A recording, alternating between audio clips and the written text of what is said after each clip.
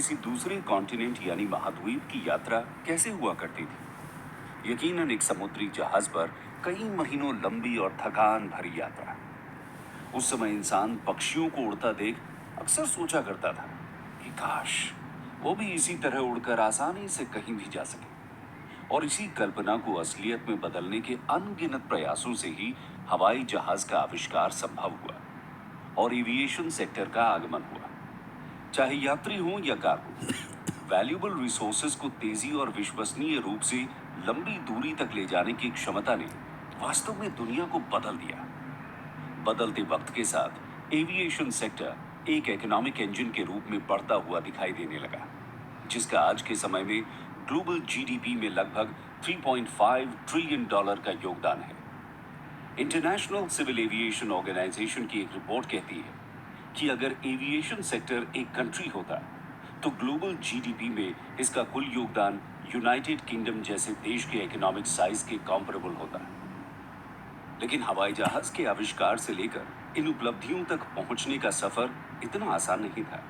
इसके पीछे कई सालों की मेहनत छुपी हुई थी। इस मेहनत के इतिहास में कई लोगों की सफलता, असफलता और धैर्य की एक लंबी कहानी है। आज हम इसी कहानी की चर्चा करेंगे और जानेंगे एविएशन यानी विमानन के इतिहास को। Origin of aviation.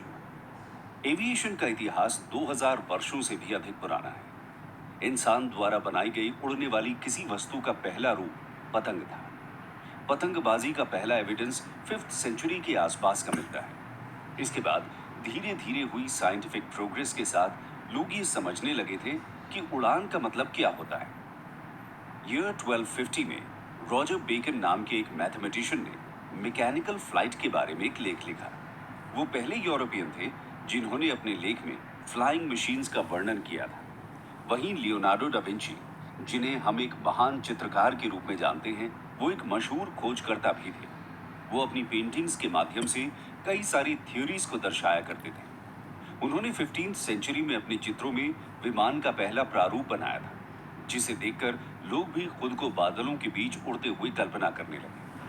और 16th सेंचुरी के दौरान बहुत से लोगों ने हवाई जहाज बनाने और उसमें सफर करने की कोशिश की, पर कुछ खास कामयाबी उनके हाथ नहीं लगी। कोशिशों का ये सिलसिला चलता रहा और 18th सेंचुरी के खत्म होते होते हॉट एयर बलून्स का निर्माण हो चुका था, जिसे फ्रांस के दो भाई जोसेफ मिशेल और जैक मॉन्टगोल्फेर ने बनाया था। इसके बाद 1891 में ऑटो लेलेंथाल नाम के जर्मनी के मैकेनिकल इंजीनियर दुनिया के पहले इंसान बने, जिन्होंने ग्लैडिएटर के जरिए आसमान में उड़ान भरी। अपनी पहली उड़ान में उन्होंने 25 मीटर की दूरी तय की थी। आने वाले 5 सालों तक उन्होंने अलग अलग मेथड्स और टेक्निक्स का विश्लेषण किया और फाइनली 250 मीटर दूरी की उड़ान करने में सफल रहे। इसके बाद से ही उन्हें जर्मनी के ग्लाइडर किंग या फ्लाइंग मैन के रूप में जाना जाने लगा। लेकिन दुर्भाग्यवश ऐसी ही एक फ्लाइट के दौरान उनकी मृत्यु हो गई। दोस्तों, अगला प्रयास अल्बर्टो सांतोस डुमोंट द्वारा ब्राजील में किया गया। उन्हें ब्राजील में हवाई जहाज का जन्मदाता माना जाता है। उन्होंने हॉट एयर बलून थियरी पर बेस्ड एयरप्लेन्स बनाने का काम शुरू किया था, जिसमें वो एक इंजन की मदद से प्लेन्स को लंबी दूरी तक उड़ाते थे। उन्होंने पहला प्रयास 1898 में किया था और ये विमान पहला रूटीन कंट्रोल फ्लाइट्स में से एक था। वहीं 1898 से 1902 के बीच अमेरिकन स्टेट ओहायो के राइट ब्रदर्स विल्बर और ऑरवेल राइट ने कई ग्लाइडर और काइट मॉडल्स डिजाइन किए और उनका परीक्षण किया। हालांकि जैसा हमने अभी देखा कि इससे पहले भी कई इंजीनियर्स ने हवाई जहाज बनाने की कोशिश की और बनाया भी, लेकिन उनके योगदान को ज्यादा ख्याति नहीं मिली और आमतौर पर राइट ब्रदर्स को ही एरोप्लेन के इन्वेंटर के रूप में जाना गया।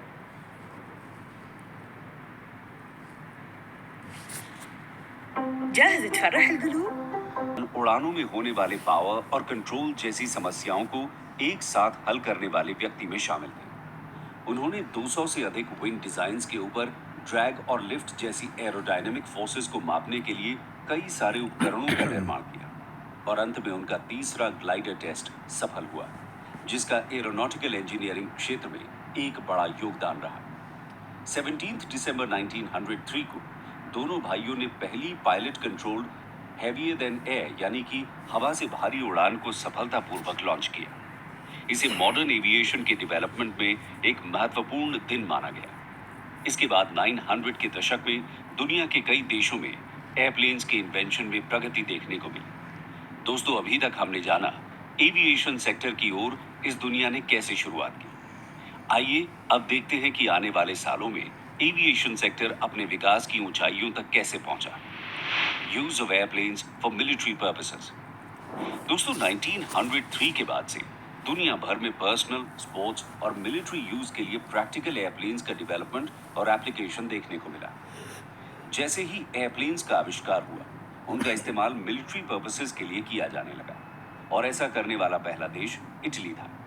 उन्होंने सितंबर 1911 से अक्टूबर 1912 के बीच लीबिया में टर्किश इटालियन वॉर के दौरान बॉम्ब्स, शेल्स और ट्रांसपोर्टेशन के लिए एयरशिप्स और मोनोप्लेन्स का इस्तेमाल किया।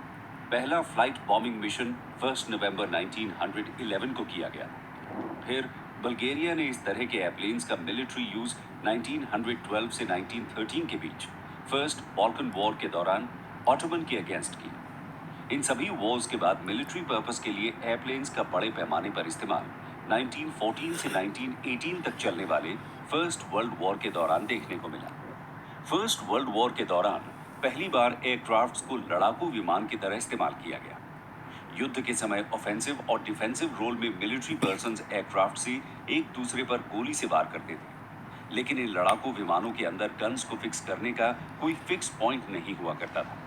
1914 में फ्रांस के रोलांड गैरोस ने अपने विमान में एक फिक्स्ड मशीन गन फिट किया और उसके अगले ही साल 1915 में कर्ट विंजेंस ने मशीन गन के साथ डिजाइन किए गए लड़ाकू विमान का उपयोग करके अपनी पहली हवाई जीत हासिल की। युद्ध के दौरान फ्रांस एक लीडिंग एयरक्राफ्ट मैन्युफैक्चरर बन चुका था, जिसने 1914 से 1918 के बीच लगभग 68,000 से अधिक हवाई जहाज का प्रोडक्शन किया था। युद्ध के अंत तक ब्रिटेन, जर्मनी और इटली भी फाइटर एयरक्राफ्ट्स के लीडिंग मैन्युफैक्चरर्स में शामिल हो चुके थे।